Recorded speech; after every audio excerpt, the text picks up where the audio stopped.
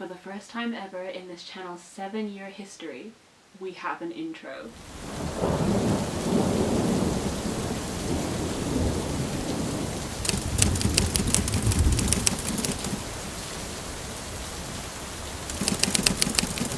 Isn't it gorgeous? I want to say a huge thank you to my friend Rowan, who is an incredible illustrator and an even more incredible friend, and she did the artwork for my channel, and it's stunning. Hands down one of the best Christmas presents ever, and it's gorgeous. So if you need any like channel artwork or cute illustrations or literally anything artistic, creative, beautiful in your life, go to Rowan. I will link everything that you need down below. So this video is a little bit overdue. We're going to be talking about the upcoming picks for my Briar Rose Book Club that I host with B. I love the book club. Side note, I'll talk more about that in a second. But ideally, obviously, it would have gone up at the beginning of January so that, you know, you could read the January pick with us. Unfortunately, it's now the end of January.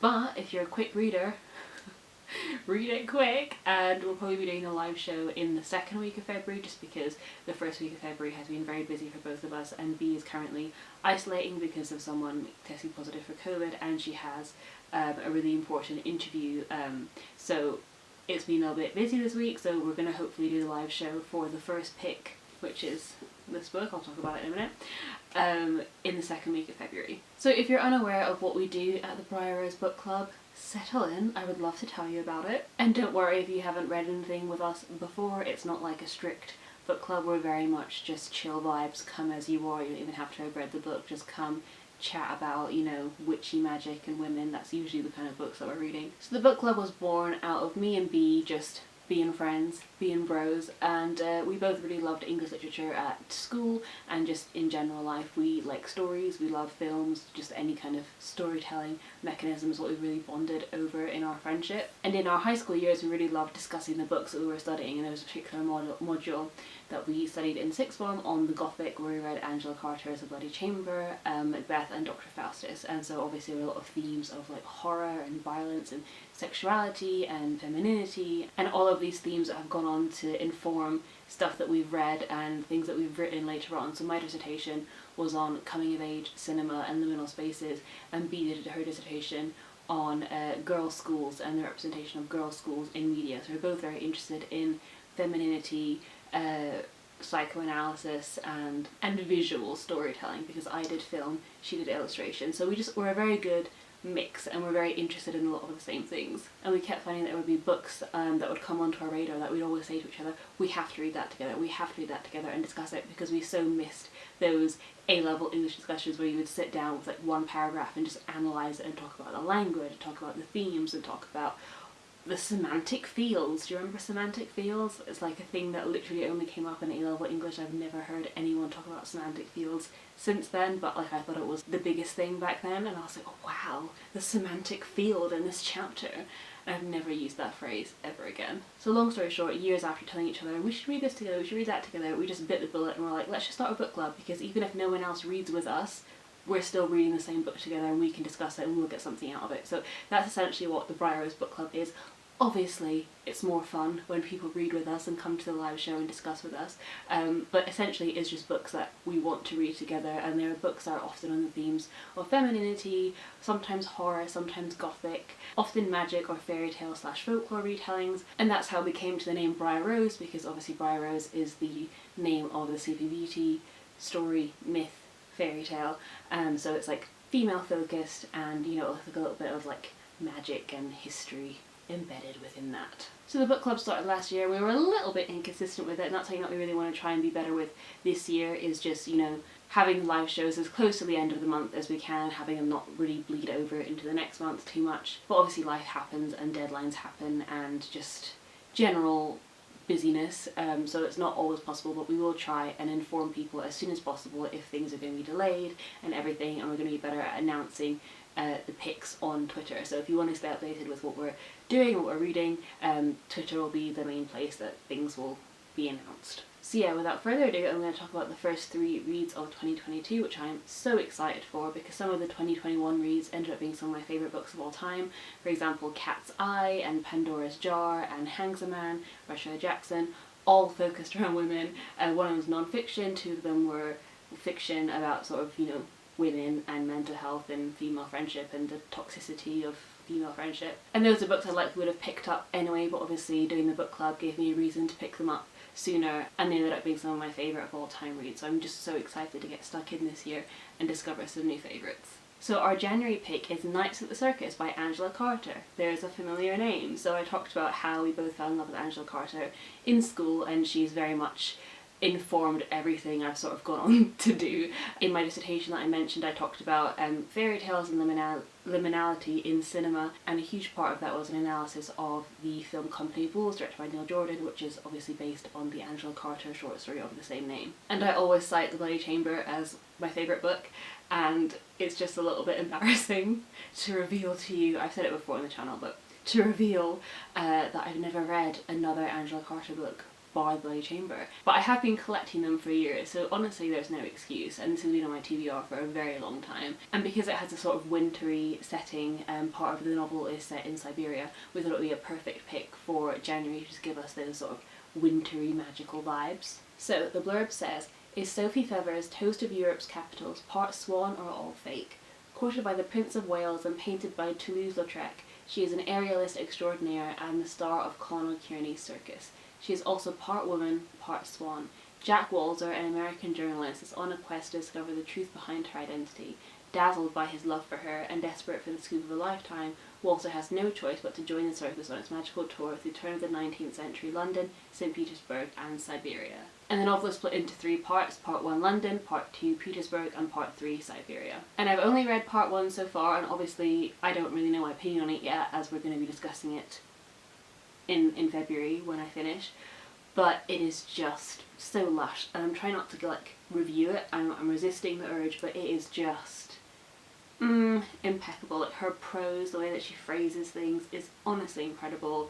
I really recommend this, not just because I want people to do the book club with us, but just because it's an incredible book so far. And just being back in Angela Carter's reliable hands is just so incredible. I just really enjoyed my experience, and I'm kind of sad that I have to not rush through it. I still have a couple of days to get this finished, and it's not very long, so it's not a big deal, but I really just want to soak in it, languish in the prose for a couple more days. But I will probably have to finish it in the next day or two, but it's just glorious. So we will be discussing Nights at the Circus, most likely the second week of Feb, but like I said, please do check our Twitter for the finalised date, and I really look forward to seeing some of you there. And even if you haven't read the book, but you're just interested in how we run the book club, what it's all about, what kind of themes we'll be discussing, just come along, see if you like it, see what's up, and then you can join us for the February book, and then the March book, and then the April book.